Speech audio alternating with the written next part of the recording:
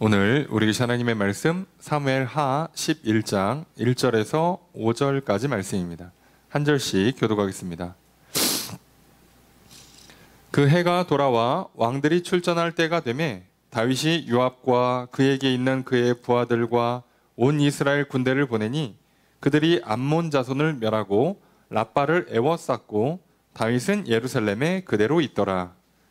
저녁 때 다윗이 그의 침상에서 일어나 왕궁 옥상에서 거닐다가 그곳에서 보니 한 여인이 목욕을 하는데 심히 아름다워 보이는지라. 다윗이 사람을 보내 그 여인을 알아보게 하였더니 그가 아뢰되 그는 엘리암의 딸이요 햇사람 우리아의 아내 밧세바가 아니니까 하니.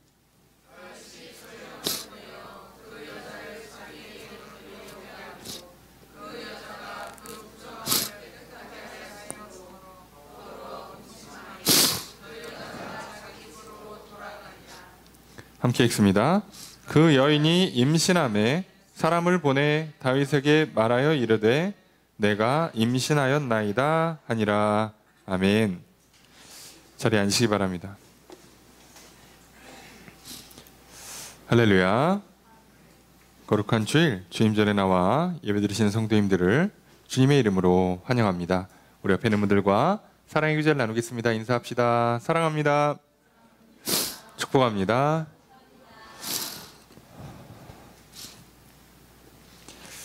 이 시간 주 앞에 나와 예배드리신 성도님들에게 주님의 크신 은혜가 함께 있기를 주의 이름으로 축복합니다. 우리는 주일날 예배 시간을 통하여서 사무엘하 말씀을 살펴보고 있습니다. 우리가 지난주에 이어서 살펴본 사무엘하 10장, 9장 10장의 말씀은 다윗이 이제 전쟁을 승리하고 나라가 어느 정도 안정이 된 후에 은총을 베풀기 시작합니다. 이제 살만하니까 넉넉하니까 너그럽게 여유 있게 선심 쓰는 게 아니라 은총을 베푼다는 것은 헤세드를 행한다입니다. 언약을 그대로 지켜서 사랑을 베풀겠다는 거예요. 언약을 맺은 대로 사랑을 베풀어 주겠다는 겁니다. 그래서 먼저 다윗은 사울의 아들 요나단, 자기의 친구 맺고 의형제 맺은 요나단과의 언약을 지키기 위해서 요나단의 자녀 중에 살아있는 모비보셋을 불러다가 그를 왕자의 지위를 회복시켜주고 그에게 땅을 재산을 다 회복시켜주고 그를 고위 관료로 앉혀서 나라의 중요한 일을 맡겨줍니다. 다윗이 언약한 그대로 헤세드를 사랑을 베풀어 줬을 때 모비보셋은 그것을 잘 받음으로 말미암아 잃었던 왕자의 지위, 잃었던 재산, 잃었던 명예, 잃었던 생명을 전부 다 회복했습니다. 그에 비해서 우리가 지난주에 살펴본 사무엘하 10장에 보면 다윗이 암몬 자손에게도 은총을 베풉니다. 암몬 왕과 평화 조약을 맺었어요. 그 평화 조약, 그 계약한 그대로 사랑을 베풀어 주겠다는 거예요. 다윗은 고대 왕들과는 좀 다르게 주변의 국가들과 정복 전쟁을 하고 침략해서 정복하고 멸망시키는 게 아니라 하나님께서 정해준 경계를 넘어가서는 침략하지 않았습니다.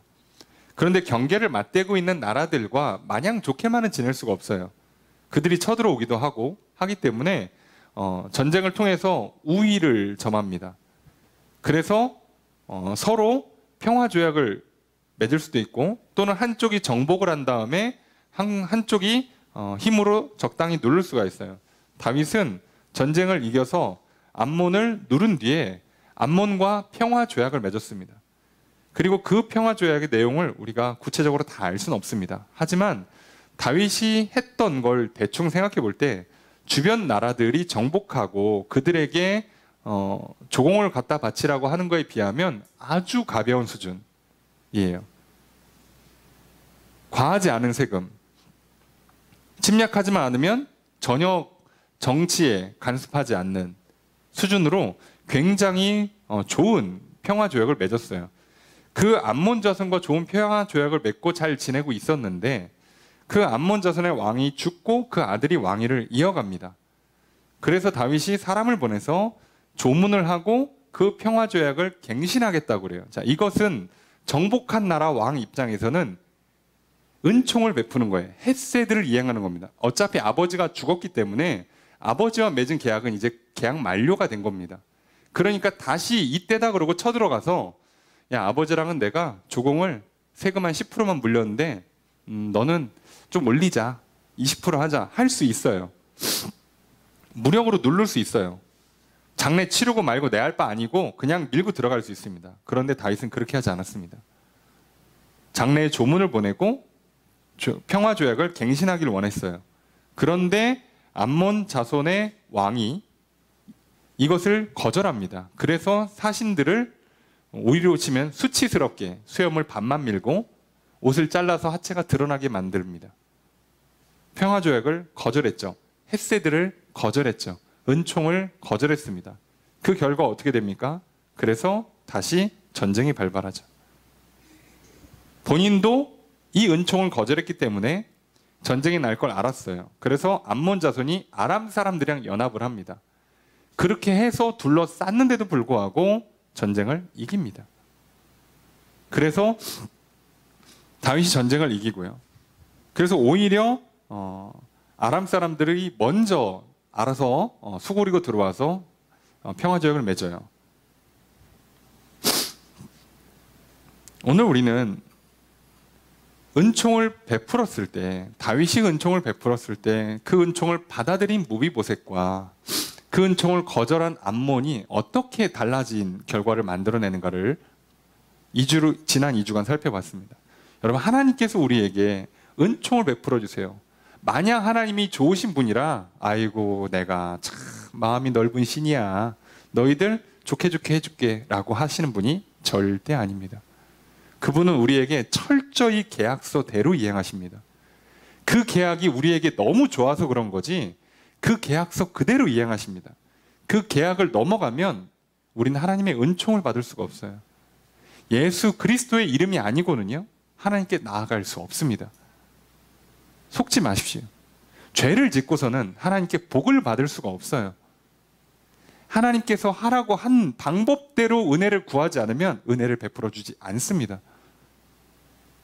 근데 오늘 우리들은요, 하나님이 마냥 좋은 분인 줄 알고 어떻게 잘해 주시겠지, 결국은 별일 없겠지라고 본인 편한 대로 해요. 그것은 놀랍게도 은총을 거절하는 겁니다.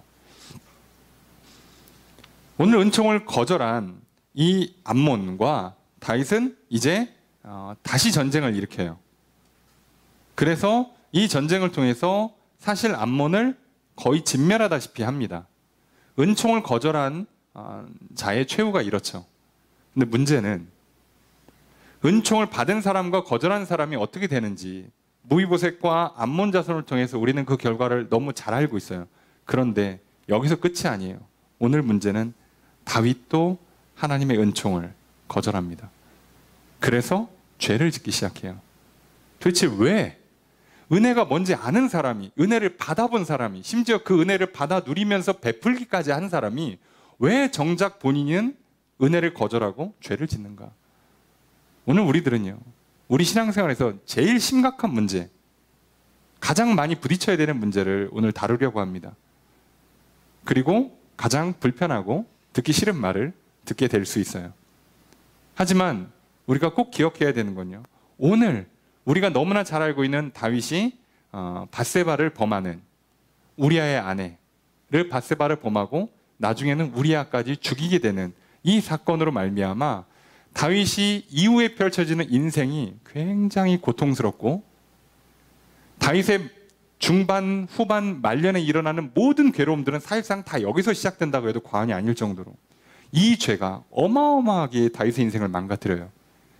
정말 하나님께서 다윗을 불쌍히 여겨주시고 회복시켜줬으니까 살은 거지, 다윗과 맺은 언약 때문에 다윗을 살려주신 거지, 만약에 죄값 그대로 치르겠으면 다윗은 그냥 사라집니다.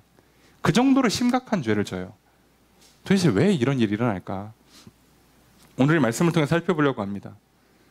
우리가 하나님께서 은혜를 베풀어 주시는, 은총을 베풀어 주실 때, 그래서 한쪽에서는 그 은혜를 거절해서 죄를 지으라고 하는 죄의 유혹이 오고, 한쪽에서는 그 은혜를 받아서 말씀에 따라 순종하는 거룩한 삶을 살으라고 할 때, 오늘은 어쩌다가 다윗은 하나님의 은혜를 거절하고 죄를 선택하고 말았는가?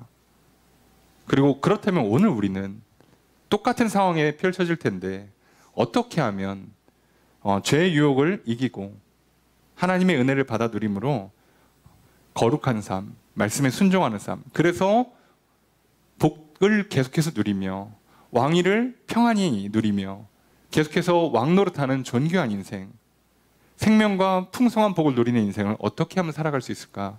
오늘 말씀을 통해 살펴보려고 합니다.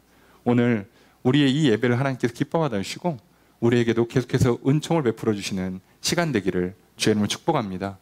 그래서 오늘 우리는 하나님이 베풀어 주신 은총을 받아 누림으로 능히 죄를 이기고 왕노릇하는 존귀한 인생, 하나님 주시는 복을 마음껏 받아 누리며 은총을 베푸는 복된 삶 살아가시는 저 여러분 되시기를 주의 이름으로 축복합니다. 말씀을 살펴보도록 하겠습니다. 1절 말씀 함께 읽습니다. 시작.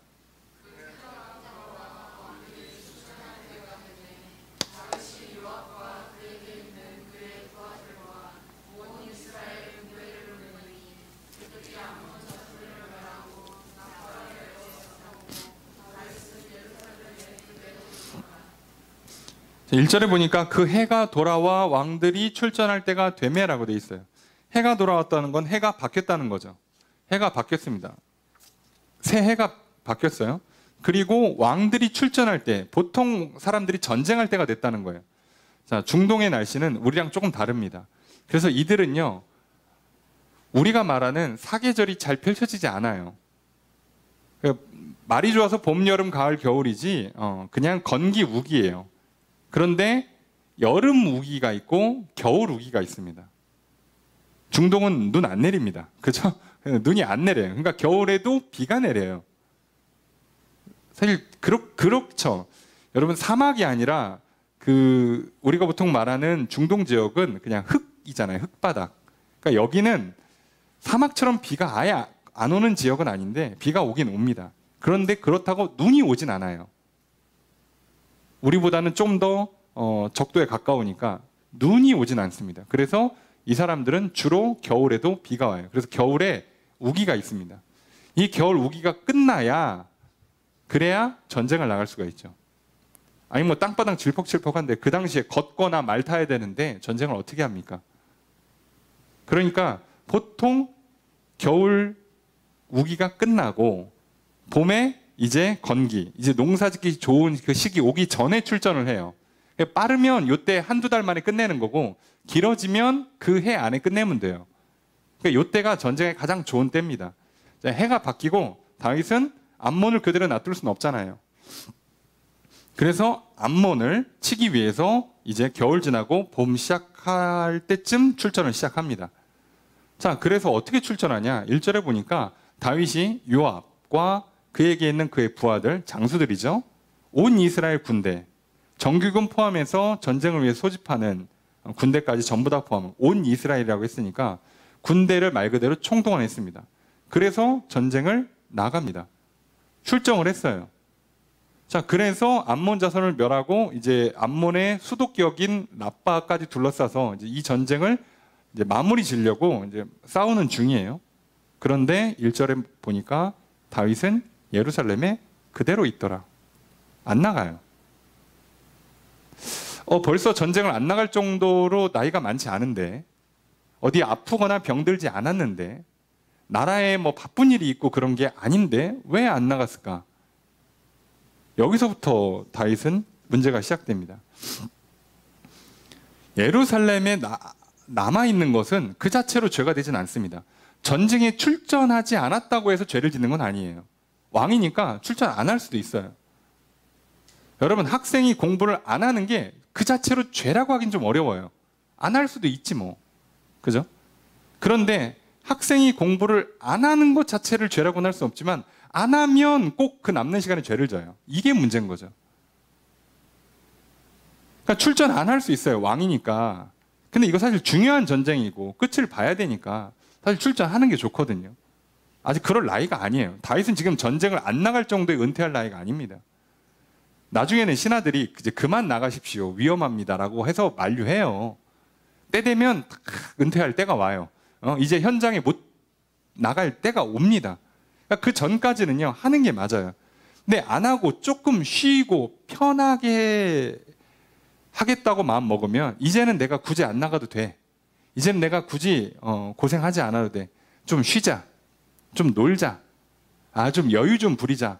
게으름 좀 피우자. 그 자체가 죄를 짓는 건 아닌데 여기서부터 죄가 시작이 됩니다. 여러분, 오늘 우리도 쉬잖아요. 우리도 일상생활에서 뭐 아침부터 저녁까지 뭐 일만 하고 공부만 하고 집에 와서 잠만 자고 막 주일에 막 교회 와서 봉사하고 예배드리고 이렇게 기계적으로 살진 않습니다. 분명히 우리도 쉽니다. 때로는 해야 될 일들을 뒤로 미루기도 합니다. 그런데요, 그것 자체로는 죄라고 하기 어려워요. 그런데 이상하게도 그러면 죄를 짓기가 쉬워집니다. 자체로는 죄가 아니에요. 여러분, 드라마 보는 게 죄겠습니까? 영화 보는 게 죄일까요? 유튜브를 보는 게 죄입니까? 게임하는 게 죄입니까? 내가 그냥 오전에 푹 한번 잠자는 게 죄겠습니까? 그 자체로는 죄가 아닙니다. 그런데 놀라운 건 이게 죄를 지을 가능성을 자꾸 높여줘요. 왜 그러냐면 우리는 이 자체를 보는 게 아니에요. TV, 드라마, 영화, 게임, 뭐 술 이런 걸 보는 게 아니라 우리는 우리 영혼의 상태를 집중할 필요가 있습니다. 왜 갑자기 내가 드라마에 빠져드는가? 내가 왜 갑자기 몸이 특별히 문제가 있는 것도 아닌데 잠을 더 자려고 하는가?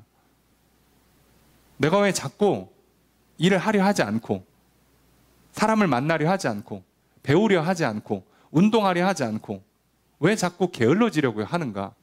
자체로 죄라고 하긴 좀 어렵지만 왜 자꾸 이렇게 흘러가는가? 내 영혼의 상태가 나빠지고 있습니다. 믿음이 떨어지고 있고 사랑이 식고 있다고요. 그럼 무조건 이건 시간 지나면 죄를 져요. 여러분, 우리가 지금 당장 몸에 안 좋은 거 뭐 음식을 하나 먹었다 칩시다. 엄청 뭐 단 거, 매운 거, 짠 거 먹었다 칩시다. 그거 한 번 먹었다고 사람 뭐 병원 실려고 그러지 않습니다. 그런데요, 그거 한 번 먹기 시작하면 점점점 몸이 나빠지기 시작합니다. 그리고 높은 확률로 몸이 병듭니다. 그걸 우리는 잘 봐야 돼요. 내가 지금 한 달 동안 절제하다가 오늘은 특별히 기분 좋은 날이라서 말 그대로 치팅데이야. 오늘은 사람들 만난 김에 그냥 기분 좋게 평소엔 잘 안 먹지만 엄청 달고 엄청 자극적인 음식을 좀 먹어요. 그리고 나서 다음날 정상으로 돌아오면 괜찮습니다. 내 영혼의 상태가 멀쩡한 사람들, 컨디션 조절이 되는 사람들은요, 한 번, 두 번 정도 넘어가는 거 다시 돌아올 수 있으니까 괜찮아요. 근데 컨디션이 안 좋은 상태에서 내가 지금 위장이 안 좋은데 거기다가 엄청 매운 걸 먹으면 이때는 큰일이 납니다. 이때부터는 시작되는 거예요, 문제가. 지금 다윗은 자기 영혼의 상태가 나빠졌다는 걸 인지를 못하고 있습니다. 여기서부터 문제가 시작되고 있어요. 그럼 왜 우리가 내 영혼의 상태를 체크하기가 좀 어렵거든요. 사실 쉽지만은 않아요. 그래서 이걸 잘 체크를 못하니까 제일 좋은 건 애시당초 습관을 들여놓는 거예요. 애시당초 위험한 일을 안 해버리는 게 제일 좋습니다. 내가 위장의 컨디션을 어떻게 알아? 오늘은 좀 매운 거 한번 먹어도 되는 위장 상태인지를 알 수가 있냐고요. 여러분 이거 아십니까? 오늘은 내가 조금 단 거 먹어도 될 것 같아. 오늘은 내가 좀 과식을 해도 내 위장이 버틸 것 같아. 이걸 알고 먹고 버텨내면 괜찮아요. 한 번쯤은. 일주일에 한 번, 한 달에 한 번 괜찮아요. 근데 문제는 우리가 이걸 어떻게 아냐고. 내 위장의 상태를. 오늘은 좀 매운 거 먹어도 될 것 같아. 이걸 어떻게 알아? 모르니까 애시당초 너무 매운 건 그냥 안 먹으면 돼요. 그냥 아예 안 먹으면 됩니다. 이거 어떻게 체크하고 먹냐고. 그러니까 안 먹으면 아예 문제가 안 생기잖아요. 조금 덜 맵게 먹으면 되죠. 그래도 맛있어요. 뭐 그렇게까지 맵게 안 먹어도 되잖아. 조금 덜 맵게 먹으면 되지. 조금 덜 달게 먹으면 되죠. 조금 그렇게까지 짜게 안 먹어도 되잖아. 조금 덜 짜게 먹으면 되죠. 그렇게까지 과식 안 하고 조금만 덜 먹으면 되지. 그래도 배부르게 먹었잖아. 그럼 되는 거예요. 자, 그래서 애시당초 안 하는 게 제일 좋습니다. 습관을 들이는 게 제일 좋죠. 그 자체로 건강을 보장해 주는 건 아니에요. 근데 우리 영혼의 상태를 정확히 파악할 수 없기 때문에 안전장치를 만들어 두는 겁니다. 저도 뭐 청년들이나 아이들한테 꼭 얘기를 해요. 우리가 믿음의 상태를 늘 점검하기 어려우니까 항상 그 정신의 컨디션, 그래서 늘 뇌가 멀쩡하게 하기 위해서 글을 읽고 책을 읽고 공부하고 그리고 운동하라고 권면을 해요. 그거 한다고 믿음 좋아지진 않거든요. 그런데 나빠지는 걸 막을 수 있는 일종의 안전장치, 좋은 습관을 들여놓는 겁니다. 여러분, 오늘날요, 사람들이 정신이 망가지잖아요. 우울증 걸리고, 그죠? 정신적으로 약해지고 하는 문제가 생길 때요. 대부분 뭘로 고칩니까? 진짜 그러다가 심해지면 아예 뇌 신경이 오작동을 일으켜요. 그러면 약물을 넣어야 됩니다. 그래야 돼요. 진짜로 약을 넣어야 돼요. 근데 그 전 단계거나 약을 넣거나 해도 원래로 돌아오려면요, 운동을 해야 합니다. 뇌 신경을 살리는 방법은 그거밖에 없어요. 물론 요즘 제일 좋다고 알려진 방법은 냉수 마찰입니다. 이가 떨릴 정도로 거의 그래서 이거는 찬물 샤워가 아니라 정확히는 얼음물 목욕이라고 하거든요. 뭐 부들부들 떨 정도로. 그럼 신기하게 망가져 있던 뇌 세포들, 뇌 신경 세포들이 다시 살아난답니다. 네.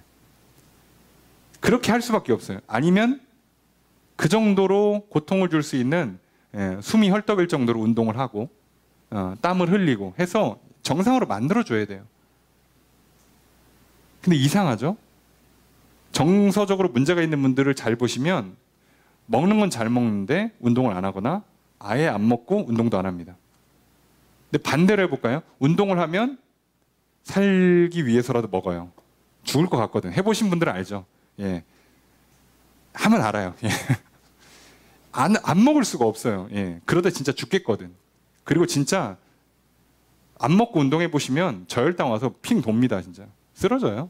알아요. 그래서 몸은 건강하게 만들어요. 우리는 이전에 운동할 필요가 없었어요. 왜요? 목축, 농경을 했기 때문에. 그냥 일이 운동이었어요. 근데 지금은 앉아서 공부하고 앉아서 일을 하잖아요. 따로 운동을 해야죠.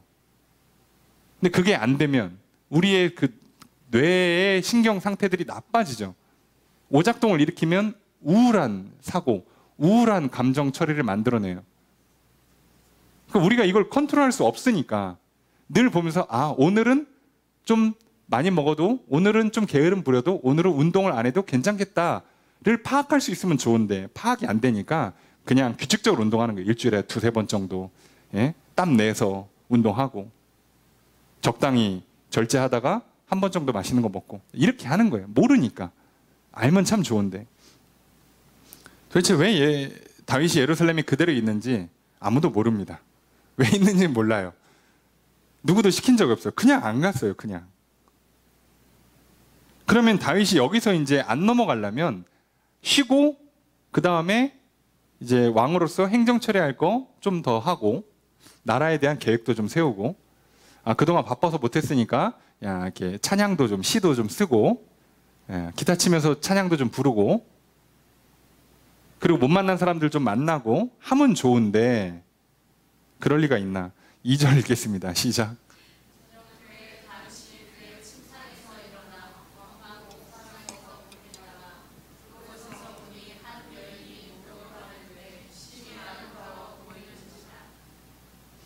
여러분, 그러니까 웬만하면 애시당초 문제가 될 건 안 하시기를 주님 축복합니다. 제일 좋습니다. 좋은 습관을 들여 놓으십시오. 믿음을 좋아지긴 하지 못하지만 믿음이 나빠지는 건 막을 수 있잖아요. 자, 그런데 다윗이 어떻게 했냐? 저녁 때에 그의 침상에 일어났대. 여기서 말하는 저녁은 한밤중이 아니고요. 초저녁을 말합니다. 그러면 초저녁에 일어났다는 얘기는 언제 잤다는 거예요? 낮에 잔 거죠, 이건. 그럼 우리가 대충 상상해 보세요. 전쟁 안 나가고 신하들은 다 전쟁터 나가 있고 나라는 이제 자리 잡아서 크게 바쁜 일도 없고 신하들이 알아서 일 다 하고 나 할 게 없어. 그러면 점심 거하게 먹고 낮잠 잤다는 얘기예요. 그리고 낮잠 자서 다음날 아침까지 잠을 잘 수가 없어요. 예? 다윗처럼 이런 그 건강한 용사들은 이렇게 체력 회복이 빨라서 자고 싶어도 못 자요. 금방금방 일어나. 그러니까 언제 일어납니까? 초저녁에 일어나죠. 그러니까 애시당초 문제가 안 생기게 하려면 낮에 열심히 살고 밤에 잠을 자는 게 제일 좋아요. 그래야 잠도 잘 와요. 낮에 열심히 안 살아 놓으니까, 아니면 낮에 잠을 자 놓으니까 밤에 잠도 안 와. 자, 밤에 잠이 안 오면 뭐 하겠어요? 예나 지금이나 사람들이 다 뭐 합니까? 옥상을 거닐어요. 이 당시엔 할 게 없으니까 옥상을 거닐었지만 우리는 뭐 합니까? 이제 TV를 켜고 컴퓨터를 켜고 핸드폰을 열어서 유튜브를 보고 하겠죠. 초저녁에 이거 시작하는 거예요. 자, 그런데 그러면 아까 얘기했잖아요. 죄를 지을 확률이 높아져요. 이것 자체는 또 죄가 아니에요. 낮잠 잔 게 죄는 아니지. 그죠? 근데 낮잠을 자면 죄를 지을 확률이 올라가요. 이제 높은 확률로 죄를 질 수 있게 만들어졌습니다. 그런데 아니나 다를까 죄를 져요. 거닐다가 그곳에서 보니 한 여인이 목욕을 하는데 심히 아름다워 보이는지라. 여러분, 왕이 왕궁 옥상을 거닐면 뭐 하면 돼요? 나라를 어떻게 통치할까? 신하가 어떻게, 얘가 지금 상태가 어떤가? 저 옆나라 저거, 쟤네들 저거 어떻게 해야 되지? 원래 이래야 되잖아요. 아니면은 찬양을 부르면서 뭐 기도를 한다거나 시 한 편 읽거나 그래야죠. 근데 지금 다윗은요, 영혼의 상태가 나빠졌다고 그랬죠. 믿음, 사랑 충만하지 못해요, 그 영혼에. 그러니까 이제 뭘 하기 시작합니까? 게으름을 부려요. 내 하고 싶은 대로 하려고 해요. 그래서 교만한 생각, 이렇게 해도 된다. 하나님의 뜻에 어긋났는데 괜찮다. 하나님의 뜻대로 따르는 게 싫다. 그냥 내 인생 내 맘대로 살겠다. 하나님은 밤에 자라고 그러는데 나는 낮에 잘 거야.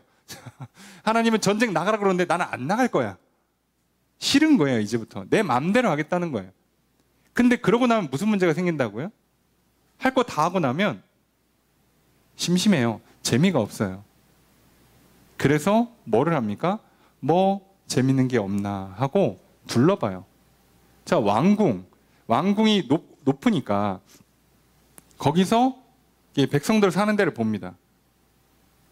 그럼 이 당시에는 보통 집이 뻔해요. 우리같이 이렇게 좋은 상황이 아니기 때문에 거기서 그러면 사람들 사는 거 다 보이죠. 우리도 아파트 잘못 지으면 앞집 다 보이죠. 커튼 안 치면. 아파트 앞에 단독주택 있으면 단독주택에 누가 지금 들어가고 불 켜고 차 나오는 거 다 보이죠. 그 정도 보이는 거예요, 지금. 다윗이 그걸 봅니다. 저 사람은 뭐 하나 이렇게 보고 있는 거예요. 보다가 뭐가 걸린 거냐? 어떤 집에 한 여자가 목욕을 해요.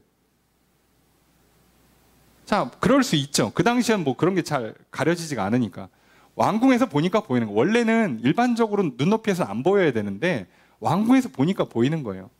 그럼 상식적으로 왕궁에서 가까이에 사는 사람들은 누구겠어요? 고위 관료예요. 그러니까 그걸 뻔히 알고선 보고 있다고. 자, 봤는데 한 여인이 목욕을 합니다.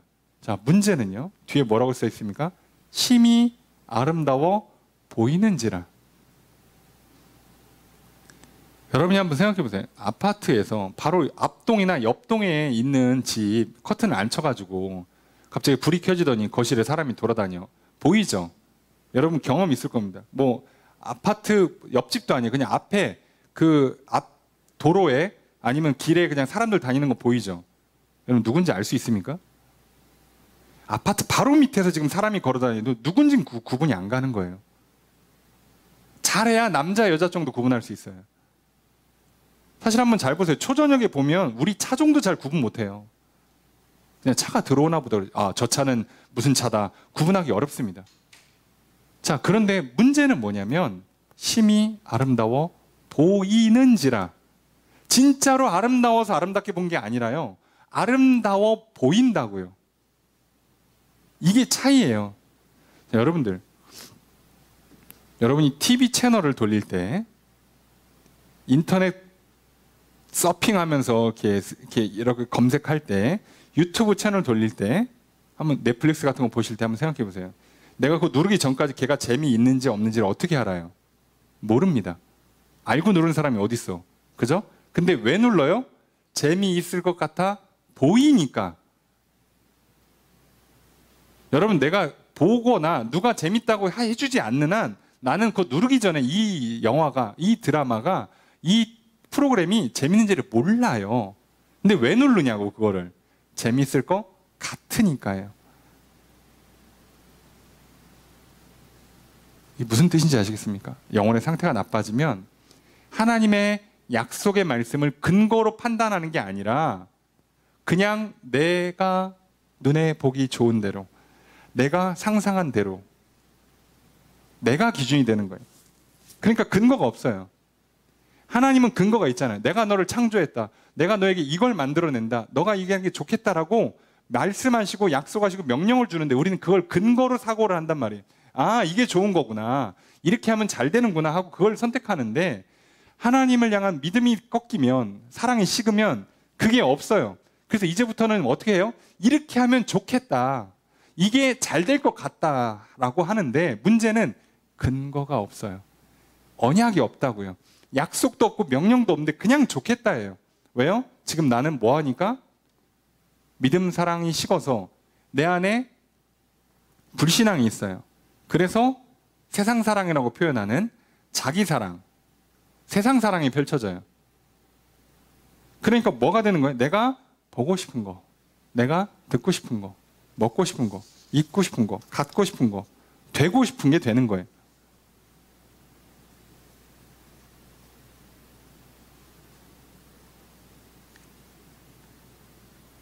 이게 진짜 신기합니다. 왜 그러냐면 영혼의 상태가 나빠지고 뭐 재밌는 거 없나, 뭐 더 야하고 더 폭력적이고 더 자극적인 거 없나 하고 둘러보다가 오 봤는데 여자가 목욕을 하네. 오 되게 예뻐 보이네. 보이지도 않아요. 그냥 여자 정도로 구분을 하는 거지. 얼굴이나 보이겠습니까? 사실 몸매를 볼 수 있을까요? 그냥 여자를 구분한 거지. 아, 여자구나. 대충 보니까 여자구나. 여러분, 왕궁에서 그렇게 가깝게 집 안 져요. 무슨 뭐 저기 화살 맞을 일 있습니까, 왕이? 보안을 위해서라도 그렇게 가깝게 집 안 져놓습니다. 거리가 좀 있다고요. 모른다고.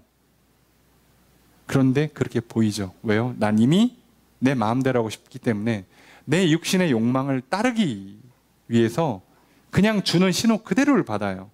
이래서 문제가 터집니다. 그런데요, 이거 똑같은 장면이 죄를 질 때는 똑같이 구조가 일어나기 때문에 똑같은 장면이 어디서 펼쳐지냐? 창세기 3장 6절에 하와가 선악과를 볼 때 똑같이 성경은 설명합니다. 6절에 이렇게 써 있습니다.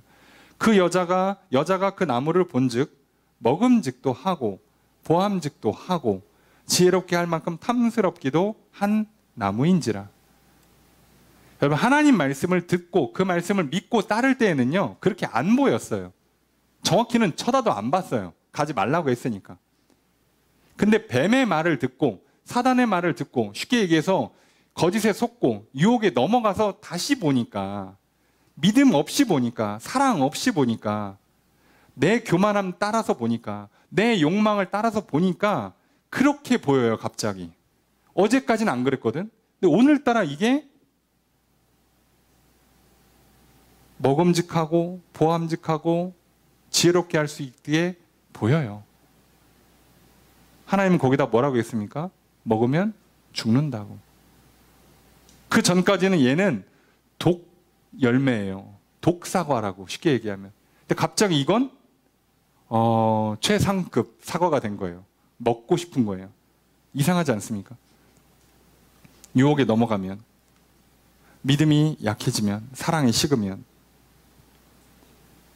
반대로 얘기하면 유혹을 받아들이고 거짓을 받아들이면, 욕심, 욕망, 탐욕을 받아들이면 다르게 보여요. 다른 걸 찾기 시작합니다. 다윗이 이미 믿음이 식어서, 사랑이 식어서, 하나님을 향한, 이웃을 향한 사랑이 식어서 이제 자기 교만, 자기 고집, 그래서 탐욕, 게으름, 욕망에 빠져 있으니까 갑자기 그 여자를 보게 되고 그 여자를 보니까 심히 아름다워 보여요. 여러분, 우리가 물건 사기 전에 진짜 좋은 줄 모르고 삽니다. 그래서 오늘날 우리가 현명한 소비를 하기 위해서 어떻게 해요? 실제로 산 사람들이 쓴 리뷰 또는 산 사람들의 이야기를 들어보고 사잖아요. 여러분, 우리가 사람 사귈 때 어떻게 합니까? 지혜로운 사람들은 어떻게 사귀어요? 그 사람을 직접 사귀는 게 아니라 그 사람 주변 사람들을 둘러본 다음에 사귀어요. 어른들한테 물어보면 사귀어요. 그죠? 왜요? 경험해 본 사람들 이야기를 듣는 거예요. 나는 모르니까. 근데 우리가 보통 뭐라고 표현하죠? 뭐가 씌이면 안 보입니다. 안 들려요. 절대 안 된다 그래도요. 내가 부모님과 내가 이 집을 뛰쳐나간 한이 있어도 뭐 그 친구랑 또 그 남자 그 여자랑 살아야겠다. 이렇게 바뀌는 거예요. 나는 그 사람이 누군지를 심지어 몰라요. 어떤 결과를 초래할지 몰라요. 그리고 안타깝지만 아주 높은 확률로 100%는 아니에요. 인생사가 100%는 아닌데 아주 높은 확률로 그 주변에서 거의 뭐 10의 9 이상 반대하는 거를 뚫고 나가면 결말이 좋지 않습니다. 종교적으로 반대하는 건 그나마 이해가 되는데 그게 아니라 걘 진짜 안 돼. 걔 이상한 사람이야.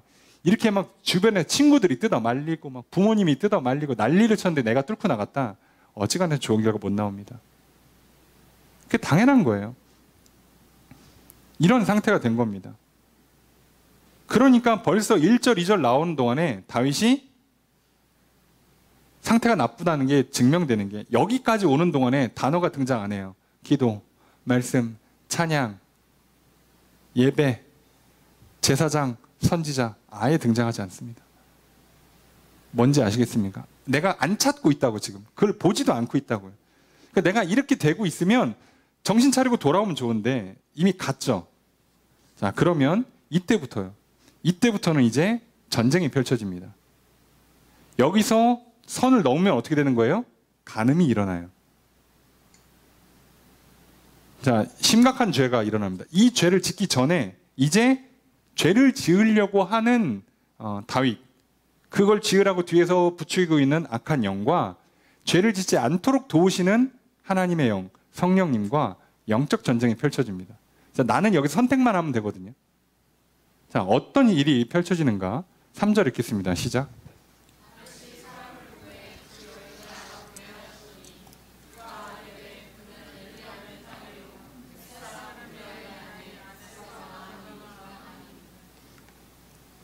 우리가 평화로운 일상이 죄를 짓게 하진 않지만 평화로운 일상을 잘 못 쓰면, 반대로 얘기하면 내가 영혼의 상태가 안 좋은데 평안이 오면 그 평안을 죄를 짓는 수단으로 삼아버려요. 내 영혼의 상태가 좋을 때 평안이 와야 그래야 그 평안을 제대로 누린단 말이에요. 다윗도 영혼의 상태가 좋을 때 왕이 되니까 왕권을 제대로 누리잖아요. 전쟁을 다 이기고 나라가 번성하고 평화롭죠. 근데 지금 다윗의 상태가 안 좋은 상태에서 평안이 있으니까 죄를 짓죠. 죄를 지으니까 이제 왕권이 흔들리기 시작합니다. 나라가 흔들리기 시작해요. 반역이 일어나고. 오늘 그러니까 우리는요, 늘 우리 영혼의 상태를 살펴야 돼요. 내가 지금 믿음이 괜찮은가? 사랑이 충만한가? 그러려면 내가 하나님 말씀을 기억하고 있고 하나님 말씀이 좋다, 옳다, 맞아, 하나님 말씀대로 살아야지. 그게 맞지. 하나님 말씀대로 하고 싶은 마음, 하나님 말씀이 좋다는, 그래서 하나님 말씀대로 가는 게 막 기쁘고 그러면 지금 상태가 좋은 거예요. 근데 뭐 말씀 모르겠어, 생각도 안 나고 옆에서 야 너 뭐 그거 왜 하냐? 그랬더니 몰라, 나 그냥 좋아서 재밌어. 자, 그러면 정신을 차려야 돼요. 물론 이쯤 되면 정신 차리기 좀 어려워지긴 합니다. 자, 그래서 하나님은 내버려 두는 게 아니라 도와주세요. 이 상태가 됐을 때 도와주십니다. 주로 성령님이 도와주시는 방법은 영혼에다가 우리 생각에다가 비춰주는 건데, 생각에다가 깨닫게 하시는, 번뜩이게 생각나게 하시는 거예요. 하나님 말씀이거나 이건 하면 안 돼, 이거 내가 했어야지라고 생각나게 하시는 방법. 이거 보통 좋은 쪽으로는 생각나게 하고요, 나쁜 건 양심의 가책을 넣어요. 콕 찔리게 합니다. 뜨끔하게 만드는 거죠. 아무도 뭐라고 한 적 없어. 근데 자기가 알아요, 이거 죄라는 거. 그렇게 알게 하세요. 자, 그래서 성령님께서 빛을 비춰서 깨달음을 주거나 양심의 가책을 줘서 찔리게 하거나, 둘 중에 하나를, 하나님의 뜻이 뭔지를 알려주거나 죄가 뭔지를 알려준단 말이에요. 자, 그렇게 할 때 그때 그걸 받아서 돌아와야 돼요. 우리는 스스로 지금 못 돌아오는 선을 넘어왔잖아요. 근데 그때 도와주니까 그걸 빨리 받아 돌아와야 되는데 다윗이 안 받습니다. 자, 어떻게 도와주느냐? 3절에 보니까 다윗 사람을 보내서 그 여인을 알아보라고 그래요. 그죠? 알아보라고 합니다. 사실 알아볼 필요가 없어요. 그런데 알아보라고 해요. 알아보라고 했더니 뭐라고 얘기했냐? 그 사람이, 신하가, 그는 엘리암의 딸이요. 엘리암이 누군지 모르겠죠. 갑자기 뜬금없이 등장하니까. 그죠? 그는 엘리암의 딸이요라고 하는데, 자, 문제는 그 엘리암이, 자, 제사장 아히도벨의 아들인 거예요. 그러니까 밧세바는 제사장 아히도벨의 손녀예요. 게다가 헷 사람 우리아의 아내예요. 우리아 지금 전쟁 나가 있는 장수입니다.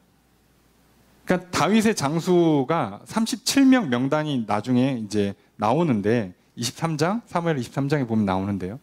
거기에 37 장수 중에 하나예요. 그러니까 다윗이 모를 수 없는 사람이란 말이에요. 그러니까 이스라엘 전체로 보면 장수 서열 한 40위 안에 들어오는 사람이에요. 그 정도 되는 장수예요. 그러니까 이 집안을 보면 제사장의 손녀, 지금 고위 장수, 우리를 치면 한 투스타쯤 되는 그런 장수의 아내예요. 이 얘기를 심지어 이름도 등장하지 않는 신하가 뭐라고 하냐면 그의 아내 밧세바가 아니니까, 아닙니까? 라고 물어봐요. 누구누구입니다가 아니라 아닙니까? 무슨 얘기예요? 이거 왜 물어보는 거예요? 라고 묻는 거죠. 모르십니까? 라고요. 자, 하나님께서 신하 한 명의 말투 하나도 건드려 주시는 거예요. 찔리게. 왕이요, 이거 그 여자를 왜 관심을 두십니까?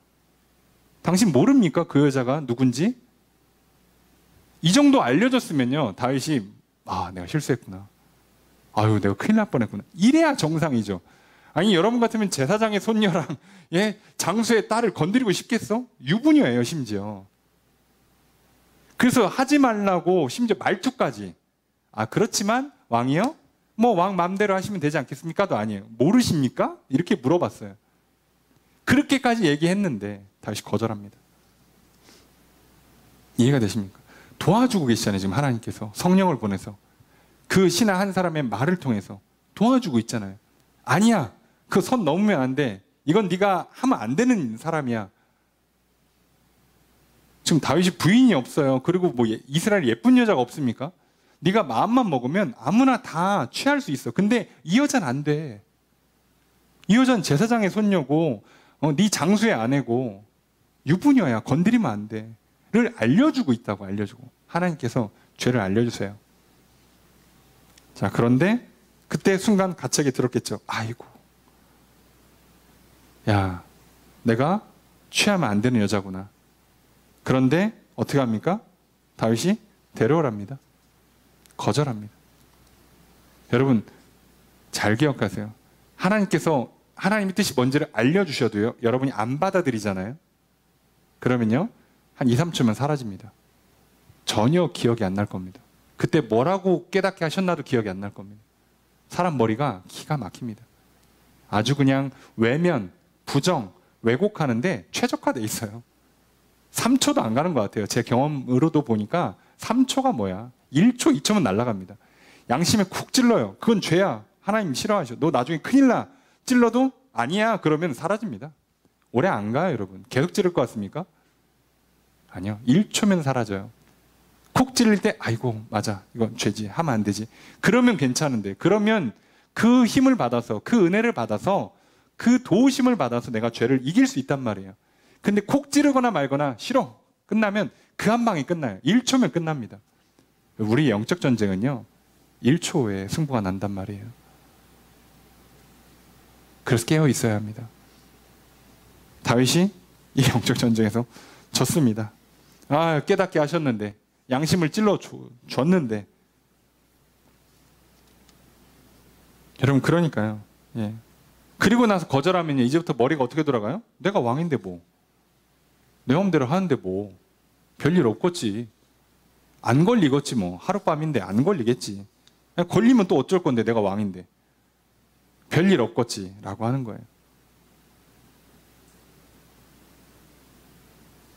여러분, 성령님이 도와주시는 것을요, 거절하는 게 얼마나 큰 죄인지를 성경은 말하고 있습니다. 자, 우리가 가장 대표적인 장면 중에 하나가 사도행전에 아나니아 삽비라 부부가 집을 팔아서 바치는데 다 안 바치고 절반만 바치잖아요. 그래서 이들이 죽습니다. 그 내용이 사도행전 5장에 나오는데, 베드로가 뭐라고 얘기하냐, 사도행전 5장 3절에 보면 베드로가 이르되 아나니아야, 어찌하여 사단이 내 마음에 가득하여 내가 성령을 속이고 땅값 얼마를 감추었느냐.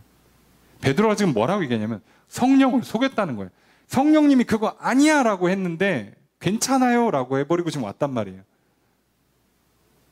그래서 지금 성령님이 일하고 있는 이 현장에 와서 네가 이걸 속일 수 있다고 생각했다고? 너는 벌을 받을 거야. 근데 그 벌이 여기서는 한 방에 죽입니다. 부부가 다 죽어요. 그래서 진짜 하나님이 다윗은 맺은 언약이 있어서 살려준 거예요. 여러분, 오늘 우리도요, 하나님께서 죄 하나하나 건드려서 다 판결하시겠다고 하면 우리 오늘 못 삽니다. 정신 차려야 돼요. 우리가 얼마나 성령님을 거절하고 있는가, 얼마나 하나님의 은총을 거절하고 있는가, 얼마나 그 은총을 거절하고 그 언약을 깨트리며 살고 있는가. 하나님이 그 언약을 지키니까 살고 있는 거지, 우리는 그 언약을 엄청 깨고 있단 말이에요. 깨도 또 하나님께서 다시 지켜주고. 그런데 이게 영원히 해주시는 게 아니라 정한 때가 있어요. 그 때를 넣으면 그때는 벌하십니다. 그래서 우리가 이거 조심하셔야 돼요.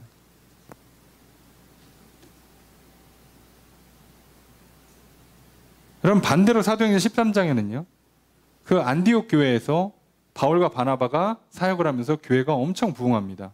그때 13장 1절, 2절, 3절에 보면 2절에 주를 섬겨 금식할 때 성령이 이르시되 내가 불러 시키는 일을 위하여 바울과 사울을 따로 세우라 하시니 3절 이에 금식하여 기도하고 두 사람에게 안수하여 보내니라. 성령님이 지금 너희들 바나바, 사울이 엄청 목회를 잘해서 교회가 좋은데 보내.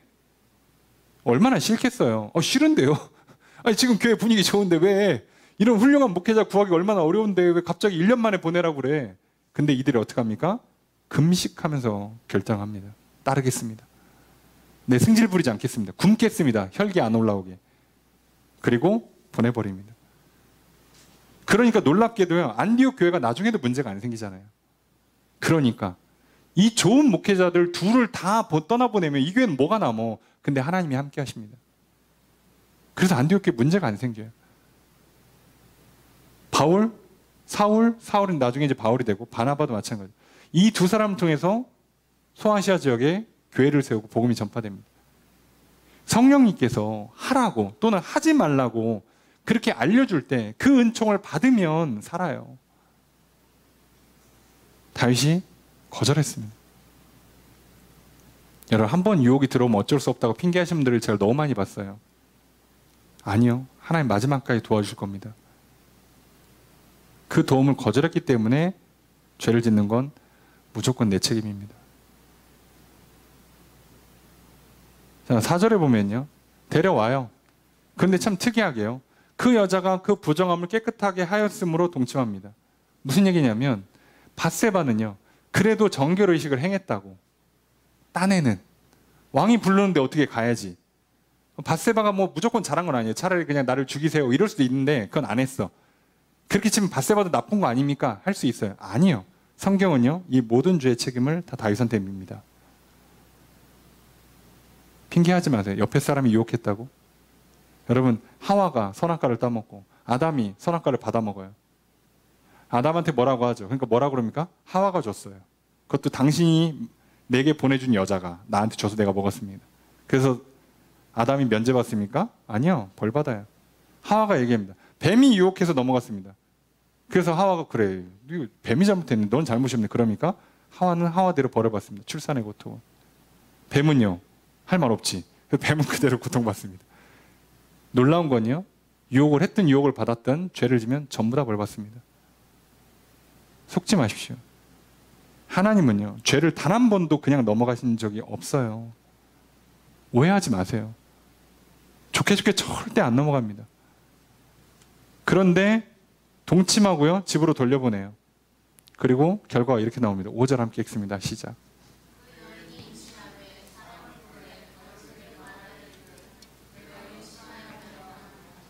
자, 그런데 완전 범죄일 줄 알았는데 임신이 돼버렸어요. 죄의 결과물이 나옵니다. 이제부터 어떡할 거야? 네. 속일 수가 없잖아. 자, 밧세바는요, 가만히 있다간 죽게 생겼어요. 그죠? 살아야지. 그러니까 어떡합니까? 다윗한테 내가 너 때문에 임신했어 라고 알리는 거예요. 이제부터 다윗이 이 문제를 어떻게 푸느냐가 중요하죠. 그런데 우리가 앞으로 살펴보게 되는 본문에 보면 이때도 또 다시 도와주세요. 또 도와줍니다. 회개할 수 있도록 또 도와주시는데 거절합니다. 그래서 다윗이 죄를 어떻게 짓냐? 우리는요, 간음하고 살인했다라고만 생각을 하죠. 그런데요, 여러분 10계명을 잘 보시면 10계명에서 이제 뭐 하나님에 관한 계명 말고 5계명 뭐 내 부모를 공경하는 거 말고 6계명부터 시작해서 살인하지 말라, 간음하지 말라, 도둑질하지 말라, 거짓 증언하지 말라, 그 다음 맨 마지막이 탐내지 말라예요. 내 이웃의 것을 탐내지 말라. 자, 이렇게 하죠. 그런데 죄는요, 요 순서로 가는 게 아니라 역순으로 갑니다. 탐심부터 들어가는 거예요. 모든 죄의 시작은 탐심입니다. 여러분 이거 속으시면 안 돼요. 자, 10계명의 내용이 출애굽기 20장 1절부터 17절까지 기록되어 있습니다. 그 중에 10번째 계명에 관한 말씀이 17절인데 17절 제가 읽어드릴게요. 내 이웃의 집을 탐내지 말라. 내 이웃의 아내나 그의 남종이나 그의 여종이나 그의 소나 그의 낙이나 무릇 내 이웃의 소유를 탐내지 말라. 우리는 그냥 이걸 간단히 탐내지 말라라고 하는데요, 탐내지 말라의 첫 번째 대상이 내 이웃의 아내예요. 거기서부터 뭐가 시작된다고요? 거기서부터 도둑질, 거짓 증언, 그리고 간음, 살인으로 가는 거예요. 다윗은 이걸 다 합니다. 뭐 하나만 딱 질 것 같죠? 아니요. 속지 마세요. 게을러도 괜찮을 걸. 한 번 좀 놀아도, 한 번 거짓말로 뭐 핑계대고 거절하면 괜찮을 것 같죠? 아니요. 죄는 시작된 순간부터 멈추지 않습니다. 왜요? 내 영혼의 상태가 지금 나쁘잖아요. 내가 지금 건강하지 못한데 내 면역력이 떨어졌는데 그 음식 하나가 괜찮을까? 그때부터 시작해서 내가 배가 아프고 면역체계가 틀어지고 병에 걸리고 쓰러지고 치료받다 합병증 생기고 난리가 나는 거예요. 그때부터. 그 한 번이 시작하는 뿐이죠. 내 몸에 건강한데 어쩌다 한번 병들어도 금방 나서요. 그 사람들은요. 그런데 내 몸에 컨디션이 안 좋으면요, 시작일 뿐이에요. 그래서 젊은 사람들은요, 감기 걸려도요, 약 안 먹어도요, 그냥 대충 그냥 물 많이 마시고 비타민 몇 개 먹고 그러면요, 2, 3일 뒤에 그냥 나서요. 웬만하면 큰 거 아니면. 그런데 어르신들은요, 잘못하면 그거 폐렴으로 가고 돌아가십니다. 똑같은 감기잖아. 여러분, 죄는 이렇게 시작되는 거예요. 탐심으로부터. 탐내는 거예요. 내 거가 아니에요. 하나님이 내게 주신 아내가 아니란 말이에요. 하나님이 내게 주신 소유가 아닌데 탐내는 것. 여기서부터 죄가 시작됩니다. 그러니까 내 영혼의 상태가 좋으면, 하나님을 믿으면 어떻게 해요? 하나님이 온 우주 천하 만물을 창조하셨고 그 마지막에 인간을 창조하셨고 그 인간 중에 내가 창조됐단 말이에요. 하나님은 나를 가장 중요하게 생각하세요. 나를 가장 사랑하시고 나를 가장 존귀하게 만들어 주셨단 말이에요. 그래서 만들어진 나의 오늘의 모습, 오늘의 상황과 환경이 가장 좋은 거라고 받아들이시라고. 그래야 내 옆에 걸 탐내지 않아요. 시기, 질투, 비교, 욕심에 빠지지 않는다고. 근데 그게 없으니까. 그 믿음이 사라지면요, 그때부터 다 탐내요.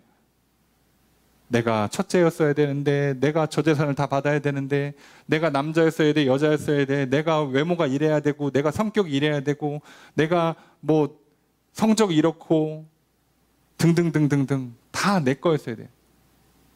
그래서 욕심이 들어오기 시작하면 이제부터 죄가 시작됩니다. 내게 아니라고요. 하나님이 내게 주신 것 아닌 걸 받는 순간부터는 다 죄예요, 여러분. 음식도 내 몸이 소화할 수 있는 이상을 먹으면 몸은 망가진다고요. 내게 아닌 걸 하시면 무조건 문제. 그러니까 하나님이 내게 허락한 것만 하시라고요. 하나님이 내가 대한민국을 허락했으면 그냥 어떻게 할 수 없지. 열심히 공부해야지. 일 좀 빡세게 해야지. 다른 나라보다 노동시간이 많다고 불평할 게 아니라 우선 일하고 또 우리가 건강한 사회가 되기 위해서 점점점 노동시간을 줄여가는 그런 정치 활동들, 법제를 만들어 가야죠. 그렇게 하는 거예요. 아, 내가 북유럽에서 태어났어야 되는데, 내가 미국에서 태어났어야 되는데, 내가 아니라 하나님 오늘 내게 좋은 걸 주셨구나. 내게 주신 대로 살자. 하나님 감사합니다. 오늘 내게 힘을 주십시오. 지혜를 주십시오. 내게 복을 주셔서 내가 오늘 목동의 막내 아들이 왕이 됐는데 뭐가 안 되겠어요? 하나님 오늘 내가 이 인생을 사는 동안에 실제로 뭐 대통령 못 될지라도 재벌은 못 될지라도 왕 노릇하는 존귀한 인생, 평안한 인생, 복된 인생, 그리고 심지어 남에게 복을 흘려보내고 은총을 베푸는 인생 되게 하실 줄로 믿습니다. 그 믿음 가지고 살아가십시오. 그러면 죄를 안 짓는다고요. 그 죄를 짓는 순간에 성령님이 이렇게 도와주시잖아요. 자, 그러니 은총을 베풀고 다윗이 은총을 베풀고 그걸 받아들인 무이보셋과 거절한 암몬이 어떻게 됐는지를 다윗이 뻔히 알면서도 지금 자기에게 하나님께서 은총을 베풀어주고 계시는데 정작 본인은 거절하고 있어요. 그래서 이 죄를 짓고 나서 다윗이 나단 선지자의 지적을 받고 정신 차리고 눈물로 회개하면서 쓴 시가 시편 51편이죠. 유명한 시죠. 여러분 그 시편 51편에 10절, 11절 말씀만 읽어드릴게요. 하나님이여 내 속에 정한 마음을 창조하시고 내 안에 정직한 영을 새롭게 하소서. 11절 나를 주 앞에서 쫓아내지 마시며 주의 성령을 내게서 거두지 마소서. 다윗이 알았어요. 뭐가 문제인지. 그때는 거절했지. 거절하고 나니까 이게 무슨 짓을 한 건지를 안 거죠. 눈물로 회개합니다. 그리고 다윗이 벌을 달게 받아요. 그 벌이 뭡니까? 너는 몰래 너의 아내를, 남의 아내를 취했지만 네 아들이 너의 아내를 취할 거다. 그게 뭐겠어요? 쿠데타 일으킨다는 얘기예요. 그래서 압살롬이 반역을 일으킬 때요, 다윗이 싸우지 않았습니다. 사실 싸우면 이길 수도 있었거든요. 그런데요, 이건 벌이니까 받는 거예요. 도망갑니다. 거기서 기도합니다. 하나님, 내가 다시 왕이 되기를 원하십니까? 아니면 여기서 그냥 내 아들한테, 어쨌든 아들한테 갔으니까 아들한테 왕위로 물려주고 나는 끝나는 겁니까? 그걸 놓고 기도해요. 압살롬이 근데 이제 뭐 나무에 걸려서 이제 죽으니까 하나님 나를 살리시는구나. 뭐 그러고 이제 하는 건데, 여러분 이 죄 하나가 얼마나 큰 파장을 일으키는지 잊지 마십시오. 하나님이 내게 주신 것 외에는요, 욕심 부리지 마세요. 내 거 아닙니다. 남이 채가기 전에 내가 먼저 저 자리를 취한다, 저거를 내가 내 걸로 만들어야겠다, 저 사람을 내 친구로 사귀고 저 사람을 내 애인으로 만들어야겠다. 아니요, 여러분. 하나님이 허락하시지 않은 건 받지 마세요, 제발. 남들 가니까 나도 다 캠핑 가고 나도 다 놀러 가고 나도 다 명품 입고 좋은 거 먹고 하지 마시라고. 하나님 허락하지 않은 거 하시면요, 몸 병들어요. 관계 다 깨져나갑니다. 인생 망한다고요. 뒷감당 어떡하려고 그래요. 다윗 일생 이것 때문에 엄청 고생합니다. 그럼 부디 이렇지 않기를 바라요. 다윗이 이 선택지 앞에서 하면 안 되는 살인을 선택하기까지 가요. 간단할 것 같죠? 안 그렇습니다. 성령을 거절하는데, 한 번 거절했는데 두 번 거절 안 하겠습니까? 죄가 시작됐는데 더 큰 죄를 안 질 것 같습니까? 여러분, 제일 좋은 건요, 오늘 내게 하나님의 사랑을 받아 누리고 하나님의 은총을 받아 누리고 그래서 왕노릇하는 존귀한 인생을 유지하라 하시는 그 하나님과 함께 걸어가는 겁니다. 죄의 유혹을 빨리빨리 이기십시오. 내 영혼의 상태를 점검하십시오. 오늘 내 눈에 아름다워 보이는 것이 아니라 하나님 보시기에 좋은 것을 취하십시오. 그러면 정말 좋은 것으로 이루어질 것입니다. 하나님은 나를 가장 좋게 만드신다는 걸 신뢰하십시오. 하나님께 내 인생을 가장 존귀한 인생으로 만들어 주실 것을 믿으십시오. 그러니까 제발 탐내지 마시고 간음까지 넘어가지 마시고 큰 죄를 범하기 전에 하나님께서 늘 말씀을 생각나게 하실 때, 죄를 지적해 주실 때 빨리빨리 그 은총을 받아 누리심으로 죄와 싸워 이기심으로 승리하십시오. 그래서 왕위를 뺏기지 마시고, 그래서 이 복을 뺏기지 마시고, 오늘도 거룩한 삶, 그래서 존귀한 인생, 평안한 인생, 행복한 인생 살아가기를 축복합니다. 오늘도 하나님께서 도와주십니다. 그래서 내 눈에 보기 좋은 게 아니라 하나님 보기 좋은 것, 내 생각이 아니라 하나님 말씀을 따라 살아감으로 이 한 주 승리하시길 주님을 축복합니다. 그래서 하나님의 은총이 가득한 한 주, 승리와 축복이 넘치는 한 주 살아가시기를 주의 이름으로 축복합니다.